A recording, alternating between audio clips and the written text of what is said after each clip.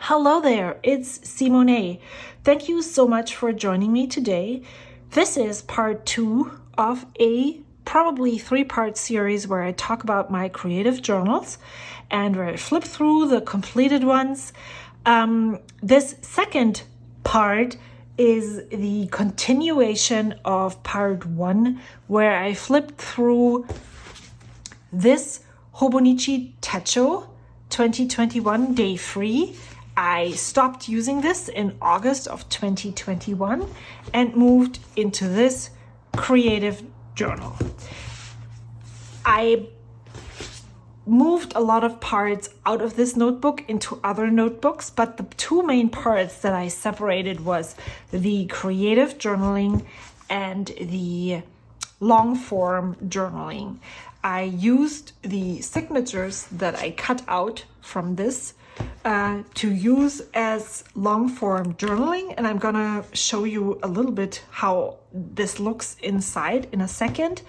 And then I used this. This was a sketchbook that was, I don't even know if it's Kunst und Papier.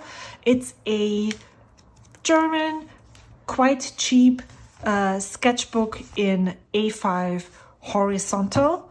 And it was something that I had in my stash, and I'm trying to work through all the items that I have in my stash. So that was the next best thing. And I also was intrigued by the format and the paper. And so that is what I moved into next. I decorated the outside, as you can see. I started this on August 31st and finished it on December 19th, 2021. I think I have a video where I share how I created this page, maybe. And I'm gonna flip through this, and then I'm gonna grab my current journal so that you can see an empty page. In my Hobonichi, I used to quickly jot down what happened every day. So I thought that that was something that I would continue in here. But as you can see, it lasted 11 days. And then I did not continue with it.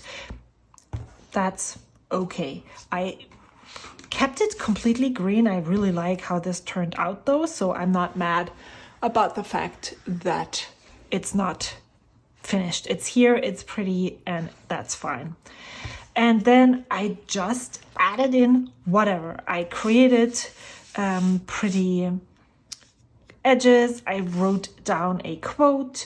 I wrote down another quote. I tried along a James Luke Burke video where I sketched out this Frida Kahlo skeleton. Lots of these items are random bits and pieces from Happy Mail. I copied a bit of a Extravagant Hope mail letter. Oh, and there is the sticker that I was looking for a long time.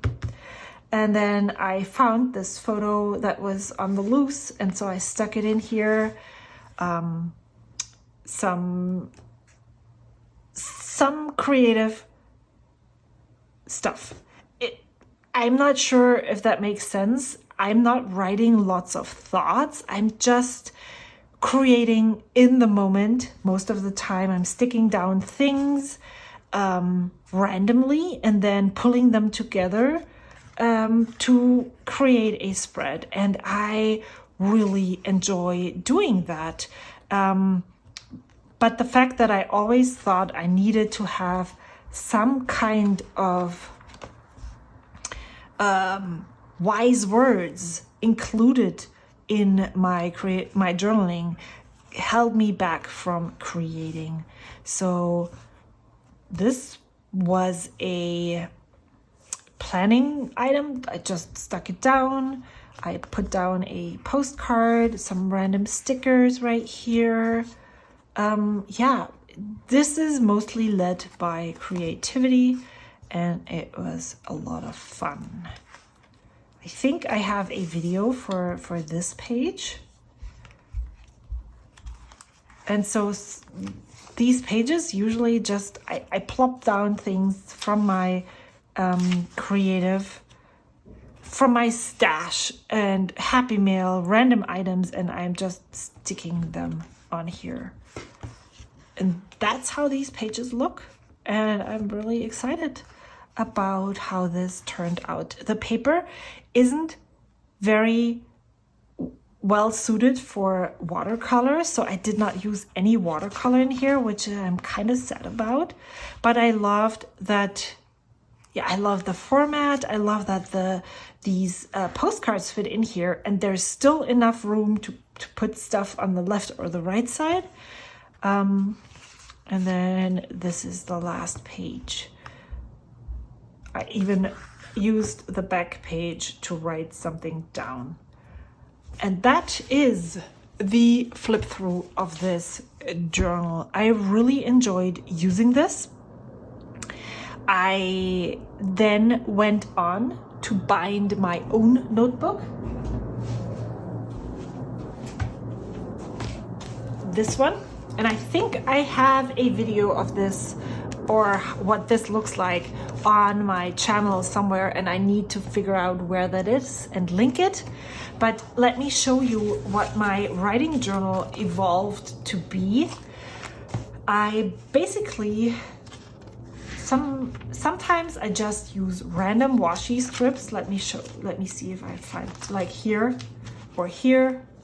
So it doesn't necessarily, or here, up here, it doesn't necessarily have to be some random cluster, but I do enjoy doing those and making those. And if I have the time, and if I have ephemera that lends itself well to these clusters, then I'm certainly adding those here. But they are definitely not a requirement for writing. And what I do is every time I feel like I need to write, I take my fountain pen and then I write. And then I really love using different colored inks and different pens. So what I then do is once I'm done with the color and pen, then I go back into my currently inked pens and choose another fountain pen for the next time that I want to write. I really enjoy having that separation of the creative journal and the writing. And then, so I filled up this whole thing. I started on August 21st and I finished it on November 24th. So I was done with the writing journal about a month before I was done with the creative journal, which I actually didn't realize, and I'm glad I shared that with you here. If you're still here and watching, I'm so glad you are. You are the reason that I make these videos. Thank you so much for watching.